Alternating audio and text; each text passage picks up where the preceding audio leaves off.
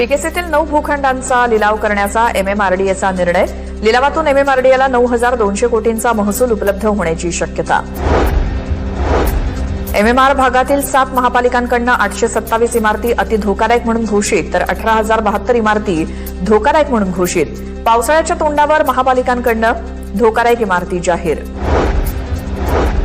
नवी मुंबई महापालिकेमार्फत उद्या जलवाहिन्या दुरुस्त्यांची कामं करण्यात येणार. दुरुस्तीच्या कामासाठी नवी मुंबईतील पाणी पुरवठा 24 तास बंद ठेवला जाणार.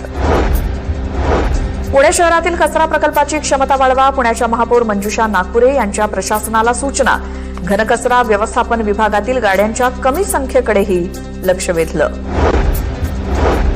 पुण्यात कम्प्युटर इंजिनियर तरुणीला 21 लाखांचा गंडा. मॅट्रिमोनियल साईटवरती ओळख झालेल्या तरुणाकडनं तरुणीची फसवणूक.